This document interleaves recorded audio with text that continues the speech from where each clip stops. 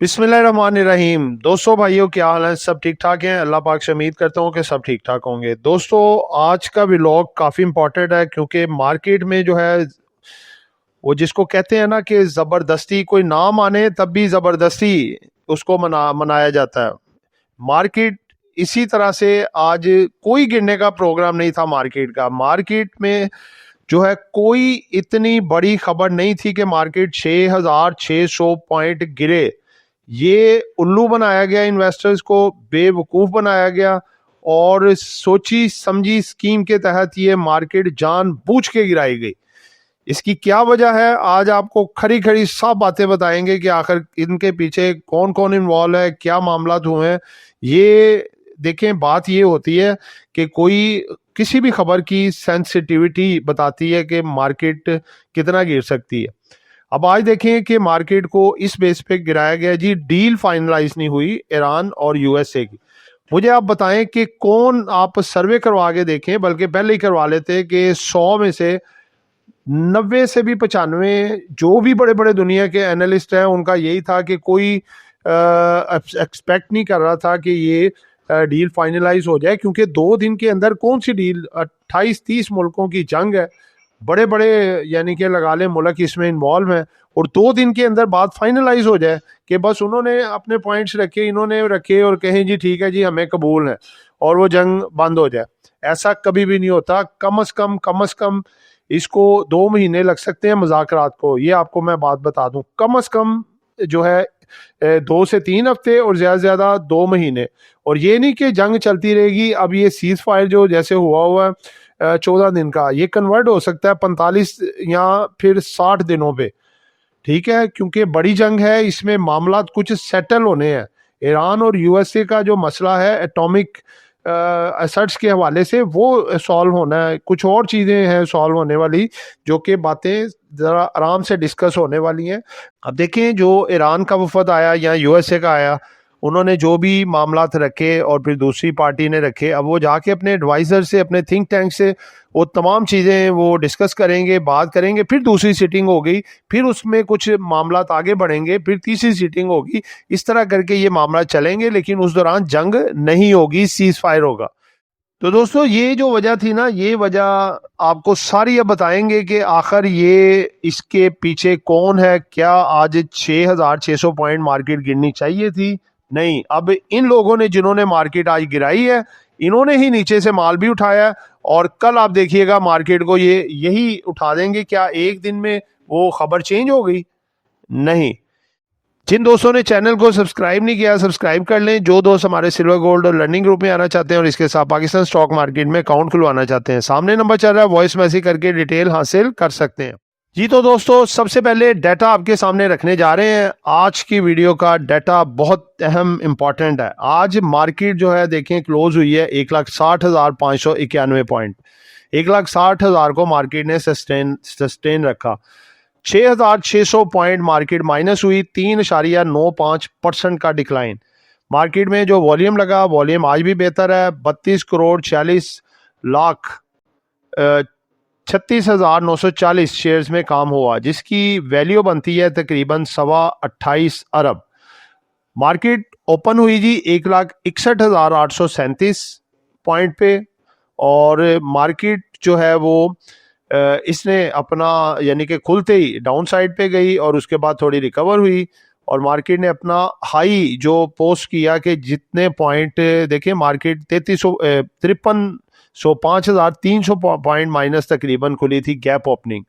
उसके बाद मार्केट थोड़ा सा ऊपर गई, लेकिन उसके बाद फिर डाउन साइड पे। तो मार्केट ने जो अपना हाई पोस्ट किया 1,63,612, 3,580 पॉइंट यानी कि माइनस रह गए थे रिकवर होने के बाद। और मार्केट ने अपना लो लगाया, जो अप साइड पे मार्केट गई 1,60,158, और लो जो लगा इसका 7,032 पॉइंट एक टाइम पे माइनस हो गए थे। उसके बाद कुछ थोड़ी सी रिकवरी एवरेज होने के बाद मार्केट 6600 पॉइंट माइनस में रिकवर हुई।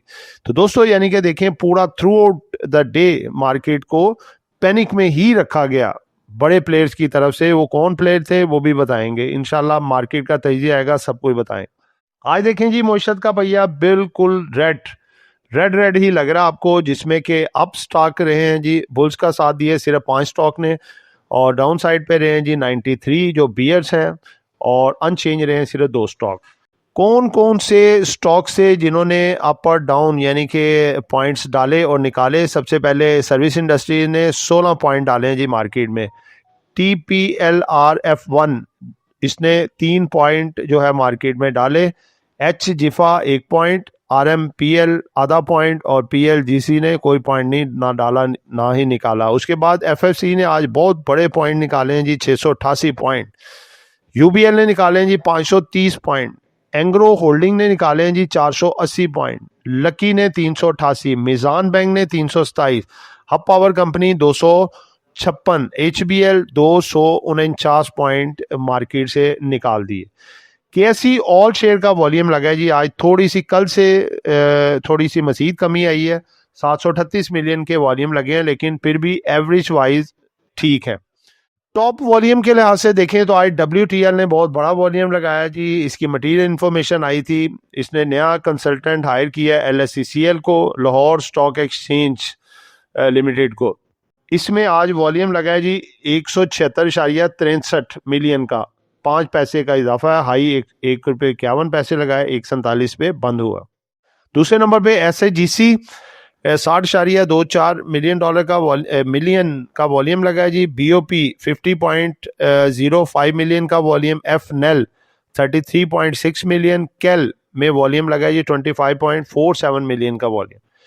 आगे जी टॉप गेनर सर्विस इंडस्ट्री ने आज 20.58 अपने शेयर में ऐड किए। रफान मेज ने 10.49 ऐड किए। एच जिफा ने 14 पैसे ऐड किए, और PGLC ने 9 पैसे ऐड किए, और TPLF1 ने 6 पैसे ऐड किए। आगे बढ़ते हैं जी, जिन्होंने सबसे ज़्यादा अपना रुपए निकाले। नेस्ले 147.77 शेयर से निकाल दिए। UPFL ने 136.05 निकाले। सेजियो ने निकाले हैं जी 72.54। एटलस होंडा ने निकाले 57.58, और अटक रिफाइनरी ने 55.93 अपने शेयर से निकाल दी।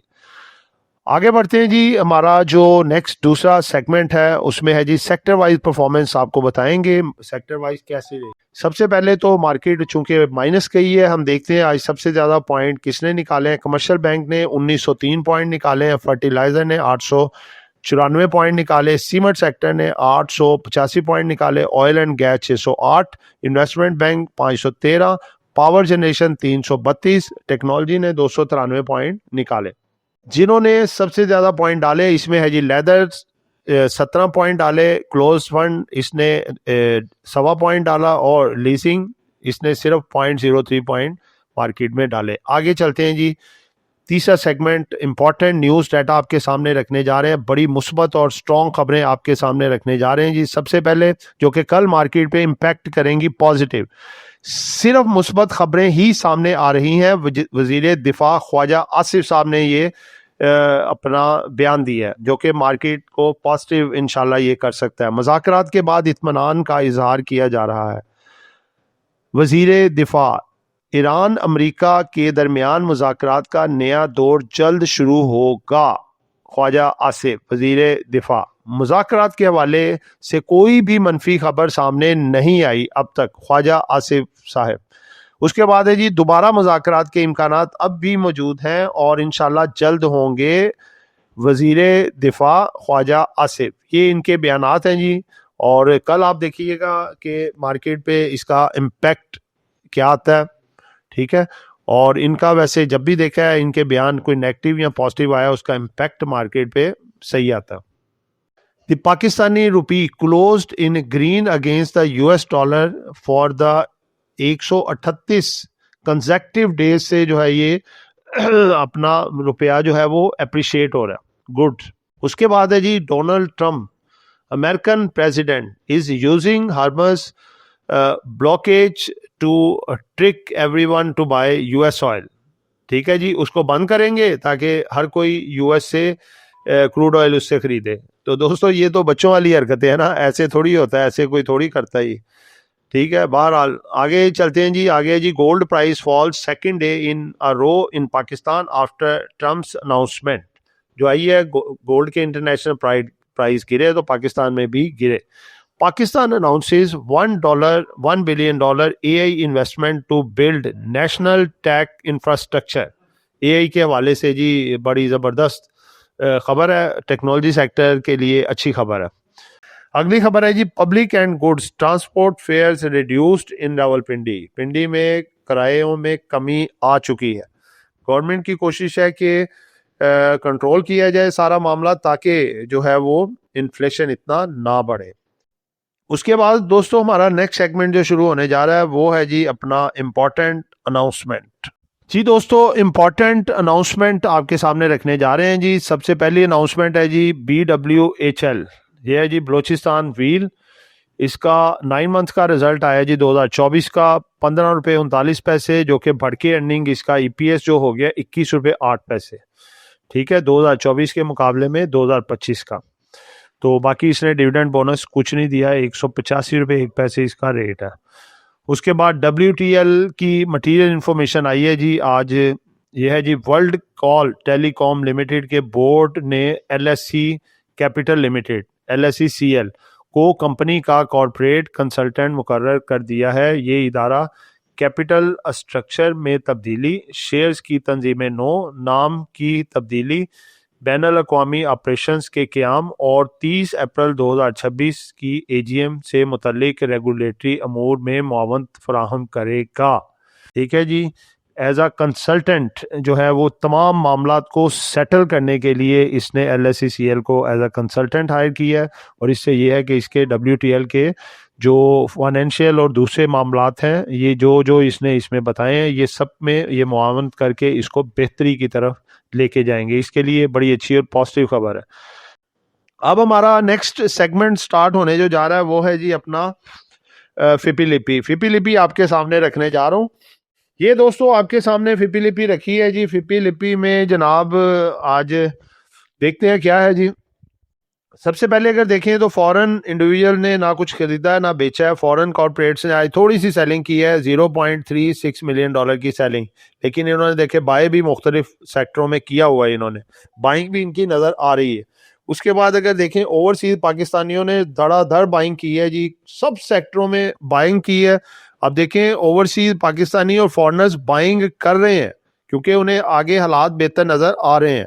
इन्होंने $2.27 मिलियन की बाइंग की है। नेट इनकी बाइंग है जी $1.92 मिलियन, यानी कि फॉरनर साइड बाइंग पे आ गई। आगे बात करें जिन इंडिविजुअल्स ने आज इन्होंने बाय किया है, कुछ सेक्टर में बेचा है, कुछ में खरीदा है। $0.66 मिलियन की बाइंग की है। कंपनीज ने माल आज खरीदा है जी, इन्होंने की है जी बाइंग कितनी, $1.55 मिलियन की बाइंग की है। बैंक्स ने माल बेचा आज भी, $4.55 मिलियन का माल बेचा है। NBFCs ने भी माल खरीदा है जी, $0.02 मिलियन का माल। फंड्स ने आज बेचा है क्योंकि रिडम्पशन, आपको पता है जब भी थोड़ी पैनिक वाली बात होती है तो पब्लिक की कॉल्स आती हैं, फंड्स को माल बेचना पड़ता है। तो आप देखें $3.20 मिलियन की सेलिंग है। आगे अदर्स ने माल खरीदा है जी, $0.94 मिलियन का माल खरीदा है। ब्रोकर्स ने भी खरीदा है $1.65 मिलियन का। इंश्योरेंस ने भी आई माल खरीदा है 1.02 मिलियन का। इंश्योरेंस बाय पे है, ब्रोकर बाय पे है जी, अदर्स बाय पे है, NBFCs बाय पे है जी, कंपनीज बाय पे है, इंडिविजुअल बाय पे है, ओवरसीज पाकिस्तानी बाय पे है। तो दोस्तों सारे इदारे तो बाइंग पे हैं। ठीक है, तो देखें ना, ये तो फिर साफ जाहिर हो गया ना कि ये सब टोपी ड्रामा आज हुआ है। ये पब्लिक से माल सब निकलवा लिया गया है। फंड की भी जो सेलिंग आई है जाहिर बात है रिडम्पशन ऑफ पब्लिक। ठीक है, और उसके बाद आप देखें कि जो है बैंक्स ने कुछ सेल किया क्योंकि उसने काफ़ी माल जमा किया हुआ था। ठीक है, तो दोस्तों घबराने वाली बात नहीं है, आज खबरों पे नज़र रखें। इंशाल्लाह ताला ये स्ट्रेट ऑफ हॉर्मस वाला मामला भी सॉल्व हो जाएगा। और दूसरे नंबर पे ये है कि कल मार्केट में रिकवरी इंशाल्लाह ताला आ सकती है। और इदारे देखें अगर बाइंग पे हैं, इनके पास इतने इतने माल पड़े हैं, तो वो कैसे मार्केट को गिरने देंगे। खबरें एक जगह पे हैं, जब प्लेयर ने मार्केट को गिराना होता है तो वो गिरा देते हैं, चाहे अच्छी खबरें भी हो। आज देखें पाकिस्तान के लिहाज से कितनी अच्छी खबरें थी, किसी का इम्पैक्ट नहीं। छोटी सी खबर एक दो उसको लेके उन्होंने मार्केट गिराई, और कल चाहे नेगेटिव खबरें भी हो, मार्केट आपकी इंशाल्लाह ताला रिकवरी के मूड में होगी। उसके बाद दोस्तों हमारा आज की कैंडल और मार्केट का तजिया। दोस्तों देखें कैंडल आज जो बनी है मार्केट में, मार्केट खुली तकरीबन 5,300 माइनस कैप ओपनिंग, जिसके पीछे वजूहात थी डील का फाइनलाइज ना होना ईरान और यूएसए के दरमियान। और दूसरे नंबर पे देखें बात यह है कि ये जो शॉर्ट सेलर होते हैं ना, शॉर्ट सेलर ये बड़े आजकल मुतहरिक हैं। जब देखते हैं मार्केट बढ़ी है और उसके बाद फिर ये मुतहरिक हो जाते हैं शॉर्ट सेलर, और फिर वो एक लंबी लंबी शॉर्ट्स लगाते हैं, रात को ही सेटल कर देते हैं। तो सुबह मार्केट वो इस लिहाज से, हालांकि कोई इतनी बड़ी पैनिक वाली खबर नहीं थी कि मार्केट जो है वो 5,300 पॉइंट माइनस खुले।